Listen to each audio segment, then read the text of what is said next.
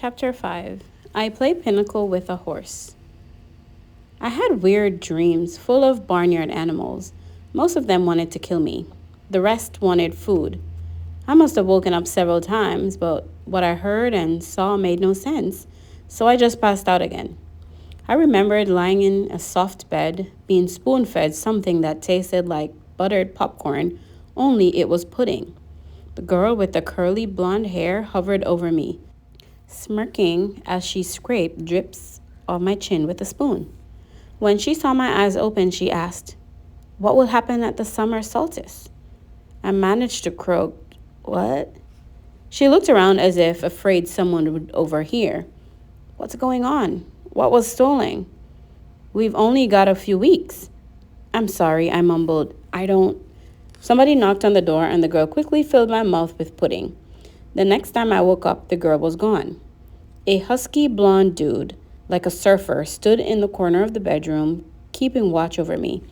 He had blue eyes, at least a dozen of them. On his cheeks, his forehead, the backs of his hands. When I finally came around for good, there was nothing weird about my surroundings, except that they were nicer than I was used to. I was sitting in a deck chair on a huge porch, gazing across a meadow at green hills in the distance. The breeze smelled like strawberries. There was a blanket over my legs, a pillow behind my neck. All of that was great, but my mouth felt like a scorpion had been using it for a nest. My mouth was dry and nasty, and every one of my teeth hurt.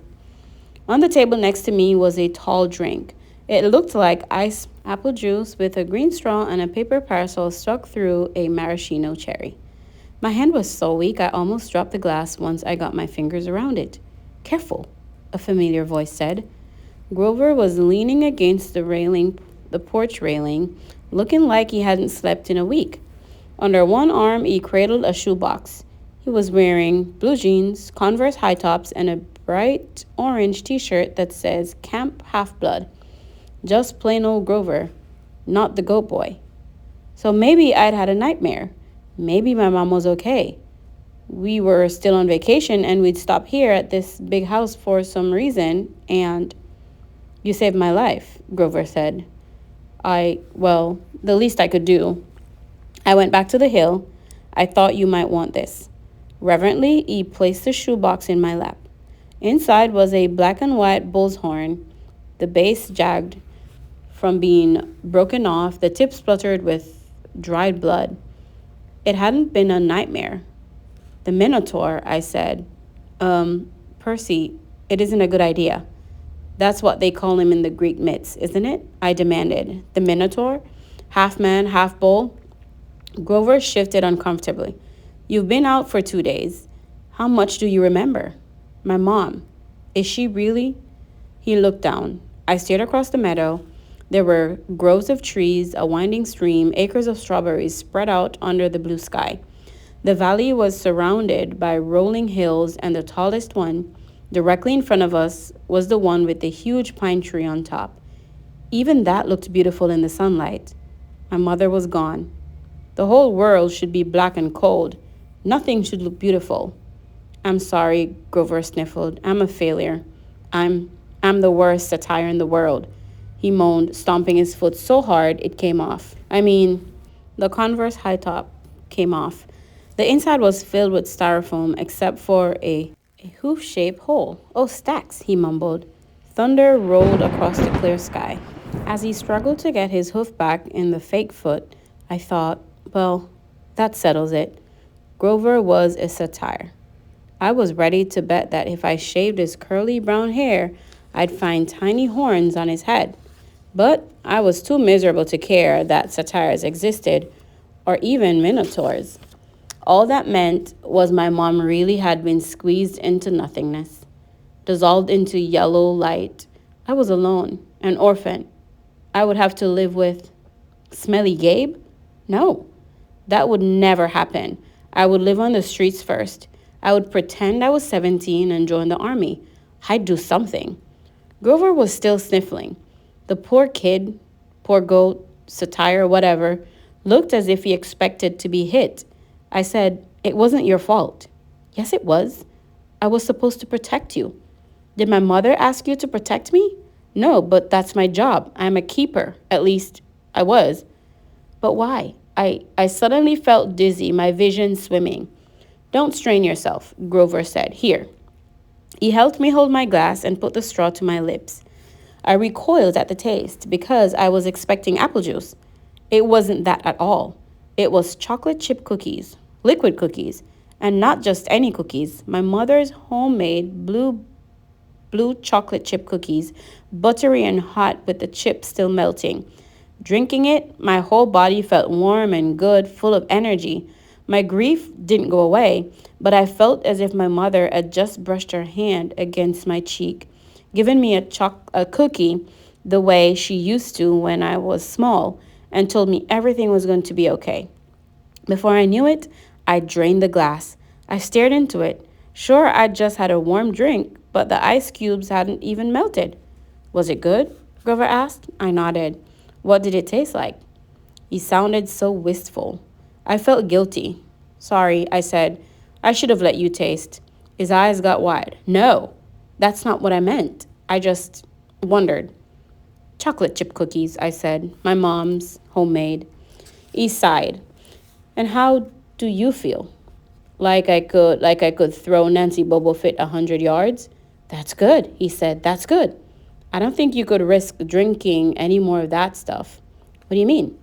He took the empty glass from me gingerly, as if it were dynamite, and set it back on the table. Come on. Chiron and Mr. D are waiting. The porch wrapped all the way around the farmhouse. My legs felt wobbly. Trying to walk that far, Grover offered to carry the Minotaur horn, but I held on to it. I'd paid for that souvenir the hard way. I wasn't going to let it go.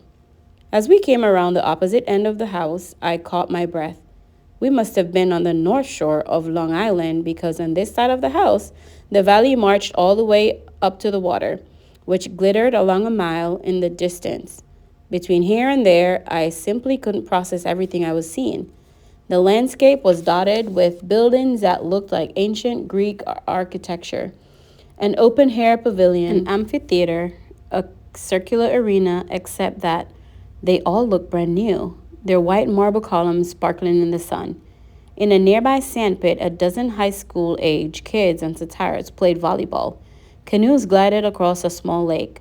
Kids in bright orange t-shirts, like Grover's, were chasing each other around a cluster of cabins nestled in the woods. Some shot targets at an archery range. Others rode horses down a wooded trail, and unless I was hallucinating, some of these horses had wings. Down at the end of the porch, two men sat across from each other at a card table. The blonde-haired girl who'd spoon-fed me popcorn-flavored pudding was leaning on the porch rail next to them. The man facing me was small but perky. He had a red nose, big watery eyes, and curly hair so black it was almost purple. He looked like those paintings of baby angels. What do you call them? Hubbubs? No, cherubs. That's it. He looked like a cherub who'd turned middle-aged in a trailer park. He wore a tiger-patterned Hawaiian shirt, and he would have fit right in one of Gabe's poker parties. Except I got the feeling this guy would have outgambled even my stepfather. That's Mr. D, Grover murmured to me. He's the camp director. Be polite. The girl, that's Annabeth Chase. She's just a camper, but she's been here longer than just about anybody. And you already know Chiron. He pointed at the guy whose back was to me. First, I realized he was sitting in the wheelchair. Then I recognized the tweed jacket, the thin brown hair, the scraggly beard. Mr. Brunner? I cried. The Latin teacher turned and smiled at me. His eyes had that mischievous glint that sometimes got in class when he pulled a pop quiz and made all the multiple choice answers B. Ah, good, Percy, he said. Now we have four for Pinochle. He offered me a chair to the right of Mr. D, who looked at me with bloodshot eyes and heaved a great sigh. Oh, I suppose I must say, welcome to Camp Half-Blood. There. Now, don't expect me to be glad to see you. Thanks? I scooted a little further away from him because if there was one thing I'd learned from living with Gabe, It was how to tell when an adult has been hitting the happy juice. If Mr. D was a stranger to alcohol, I was a satire. Annabeth, Mr. Brunner called to the blonde girl. She came forward and Mr. Brunner introduced us. This young lady nurse you back to health, Percy. Annabeth, my dear, why don't you go check on Percy's bunk? We'll be putting him in cabin 11 for now. Annabeth said, sure, Sharon. She was probably my age, maybe a couple of inches taller and a whole lot more athletic looking. With her deep tan and her curly blonde hair, she was almost exactly what I thought a stereotypical California girl would look like, except her eyes ruined the image. They were startling, gray, like storm clouds, pretty but intimidating too, as if she was analyzing the best way to take me down in a fight. She glanced at the Minotaur horn in my hands, then back at me. I imagined she was going to say, you killed a Minotaur? Or, wow, you're so awesome, or something like that. Instead, she said, you drool when you sleep. Then she sprinted off down the lawn, her blonde hair flying behind her. So, I said, anxious to change the subject, you work here, Mr. Brunner? Not Mr. Brunner, the ex-Mr. Brunner said. I'm afraid that was a pseudonym. You call me Sharon, okay? Totally confused, I looked at the director and Mr. D, does that stand for something? Mr. D stopped shuffling the cards. He looked at me like I just belched loudly. Young man, names are powerful things. You don't just go around using them for no reason. Oh, right, sorry. I must say, Percy, Sharon Brunner broke in. I'm glad to see you alive. It's been a long time since I've made a house call to a potential camper. I'd hate to think I've wasted my time. House call? My year at Yancey Academy to instruct you? We have satires at most schools, of course, keeping a lookout. But Grover alerted me as soon as he met you. He sensed you were something special, so I decided to come upstate. I convinced the other Latin teacher too. Take a leave of absence. I tried to remember the beginning of the school year. It seemed like so long ago, but I did have a fuzzy memory of there being another Latin teacher with my first week at Yancey. Then, without explanation, he had disappeared and Mr. Brunner had taken the class. You came to Yancey just to teach me? I asked. Sharon nodded. Honestly, I wasn't sure about you at first. We contacted your mother, let her know we were keeping an eye on you in case you were ready for Camp Half-Blood. But you still had so much to learn. Nevertheless, you made it here alive, and that's always the first test. Grover, Mr. D said impatiently, are you playing or not? Yes, sir. Grover trembled as he took the fourth chair. Though I didn't know why he should be so afraid of a pudgy little man with a tiger print Hawaiian shirt. You do know how to play Pinochle. Mr. D eyed me suspiciously. I'm afraid not, I said. I'm afraid not, sir, he said. Sir, I repeated. I was liking the camp director less and less. Well, he told me it is, along with gladiator fighting and Pac-Man, one of the greatest games ever invented by humans. I would expect all civilized young men to know the rules. I'm sure the boy can learn, Sharon said. Please, I said, what is this place? What am I doing here? Sharon, why would you go to Yancey Academy just to teach me? Mr. D snorted. I asked the same question. The camp director dealt the cards. Grover flinched every time one landed in his pile. Sharon smiled at me sympathetically, the way he used to in Latin class, as if to let me know that no matter what my average was, I was still his star student. He expected me to have the right answer. Percy, he said, did your mother tell you nothing? She said, I remembered her sad eyes looking out over the sea. She told me she was afraid to send me here, even though my father had wanted her to. She said that once I was here, I probably couldn't leave. She wanted to keep me close to her. Typical, Mr. D said. That's how they usually get killed. Young man, you are bidding or not? What? I asked. He explained impatiently how you bid in Pinochle, and so I did. I'm afraid there's too much to tell, Sharon said. I'm afraid our usual orientation film won't be sufficient. Orientation film? I asked. No, Sharon decided. Well, Percy, you know your friend Grover is a satire. You know he pointed to the horn in the shoebox that you killed the Minotaur. No small feat either, lad. What you may not know is that great powers are at work in your life. Gods, the forces you call the Greek gods, are very much alive. I stared at the others around the table. I waited for somebody to yell. Not, but all I got was Mr. D yelling. Oh, a royal marriage. Trick, trick, he cackled as he tallied up his points. Mr. D, Grover asked timidly, if you're not going to eat it, could I have your Diet Coke can? Eh? Oh, all right. Grover bit a huge shard out of the empty aluminum can and chewed it mournfully. Wait, I told Sharon. You're telling me there's such a thing as God? Well, now, Sharon said, God, capital G, God. That's a different matter altogether. We shall not deal with the metaphysical. Metaphysical? But you were just talking about, gods, plural as in great beings that control the forces of nature and human endeavors, the immortal gods of Olympus. That's a smaller matter. Smaller? Yes, quite.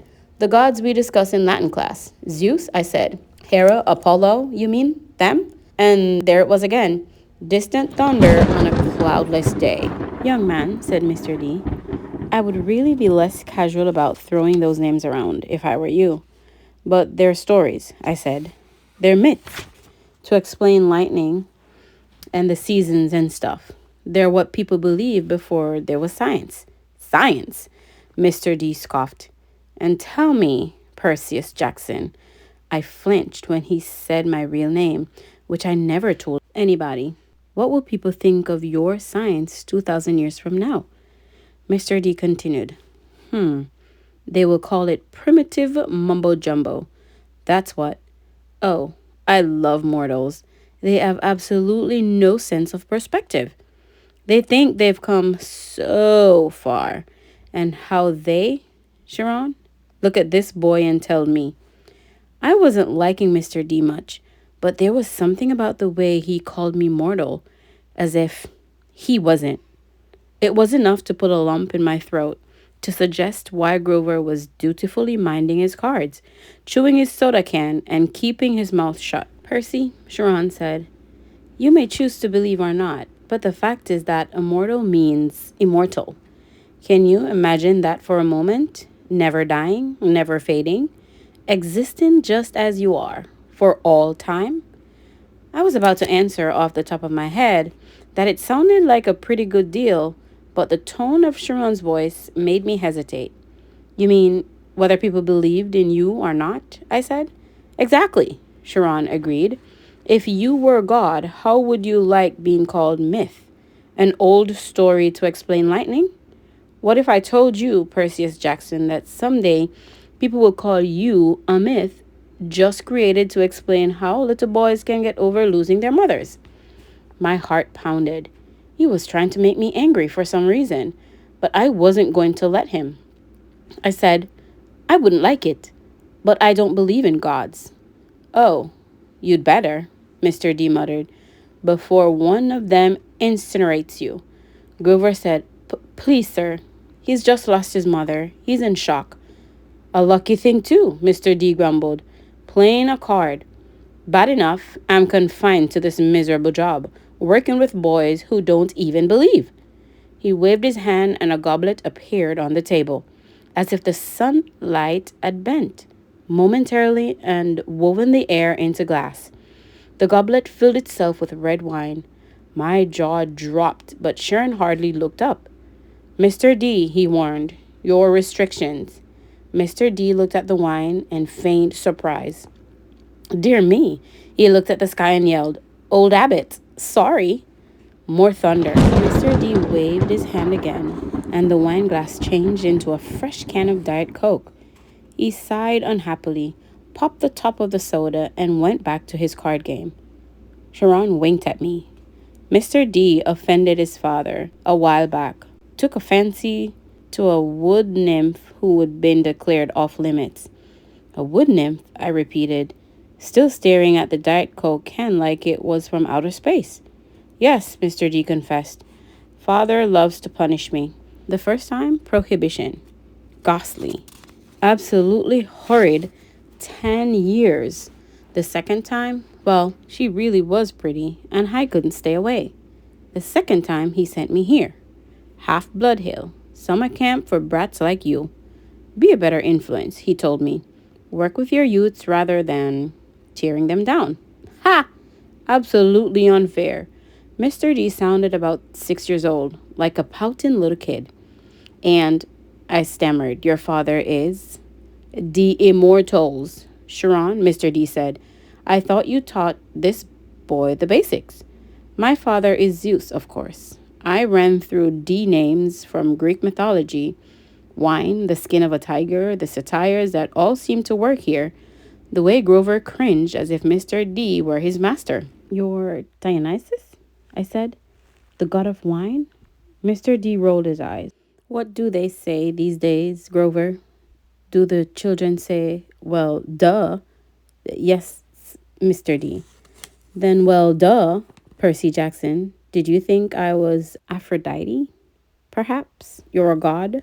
Yes, child, a god. You. He turned to look at me straight on, and I saw a kind of purplish fire in his eyes. A hint that this whiny, plump little man was only showing me the tiniest bit of his true nature. I saw visions of grapevines choking unbelievers to death, drunken warriors insane with battle lust, sailors screaming as their hands turned to flippers, their face elongating into dolphin snouts. I knew that if I pushed him, Mr. D would show me worse things. He would plant a disease in my brain that would leave me wearing a straitjacket in a rubber room for the rest of my life. Would you like to test me, child? He said quietly. No, no, sir. The fire died a little. He turned back to his card game. I believe I win. Not quite, Mr. D, Sharon said. He sat down as straight, tallied the points, and said, The game goes to me. I thought Mr. D was going to vaporize Sharon right out of his wheelchair, but he just sighed through his nose, as if he were used to being beaten by the Latin teacher. He got up and Grover rose too. I'm tired, Mr. D said. I believe I'll take a nap before the sing-along tonight. But first, Grover, we need to talk. Again? About your less than perfect performance on this assignment. Grover's face beaded with sweat. Yes, sir. Mr. D turned to me. Cabin 11, Percy Jackson, and mind your manners. He swept into the farmhouse, Grover following miserably. Will Grover be okay? I asked Sharon. Sharon nodded, though he looked a bit troubled. Old Dionysus isn't really mad. He just hates his job. He's been grounded, I guess you would say, and he can't stand waiting another century before he's allowed to go back to Olympus. Mount Olympus, I said. You're telling me there really is a place there? Well, now there's Mount Olympus in Greece, and then there's the home of the gods, the governance point of their powers, which did indeed used to be on Mount Olympus. It's called Mount Olympus out of respect to the old ways. But the place moves, Percy, just as the gods do. You mean the Greek gods are here, like in America? Well, certainly. The gods moved with the heart of the West. The what? Come on, Percy. What you call Western civilization? Do you think it's just an abstract concept? No, it's a living force, a collective consciousness that has burned bright for thousands of years. The gods are part of it. You might even say they are the source of it, or at least they are tied so tightly to it they couldn't possibly fade, not unless all of Western civilization were obliterated. The fire started in Greece. Then, as you well know, or as I hope you know, since you passed my course, the heart of the fire moved to Rome, and so did the gods. Oh, different name, perhaps. Jupiter for Zeus, Venus for Aphrodite, and so on. But the same forces, the same gods, and then they died. Died? No. Did the West die? The gods simply moved to Germany, to France, to Spain for a while. Wherever the flame was brightest, the gods were there. They spent several centuries in England. All you need to do is look at the architecture. People do not forget the gods. Every place they've ruled for the last 3,000 years, you can see them in paintings and statues on the most important buildings. And yes, Percy, of course, they are now in your United States. Look at your symbol, the eagle of Zeus. Look at the statue of Prometheus in Rockefeller Center. The Greek facades of your government buildings in Washington. I defy you to find any American city where the Olympians are not prominently displayed in multiple places. Like it or not, and believe me, plenty of people weren't very fond of Rome either. America is now the heart of the flame. It is the great power of the West, and so Olympus is here, and we are here. It was all too much, especially the fact that I seemed to be included in Sharon's we as if I were part of some club. Who are you, Sharon? Who am I? Sharon smiled. He shifted his weight as if he were going to get up out of his wheelchair, but I knew that was impossible. He was paralyzed from the waist down. Who are you? He mused. Well, that's the question we all want answered, isn't it? But for now, we should get you a bunk in cabin 11. There will be new friends to meet and plenty of time for lessons tomorrow. Besides, there will be s'mores at the campfire tonight, and I simply adore chocolate. And then he did rise from his wheelchair, but there was something odd about the way he did it. His blanket fell from his legs, but the legs didn't move. His waist kept getting longer, rising above his belt. At first, I thought he was wearing very long white velvet underwear, but as he kept rising out of the chair, taller than any man, I realized that the velvet underwear wasn't underwear. It was the front of an animal, muscle and sinew under coarse white fur. And the wheelchair wasn't a chair. It was some kind of container, an enormous box and wheels, and it must have been magic because there's no way it could have held all of him. A leg came out, long and knobby knee, with a huge polished hoof, then another front leg, then hindquarters, and then the box was empty. Nothing but a metal shell with a couple of fake human legs attached.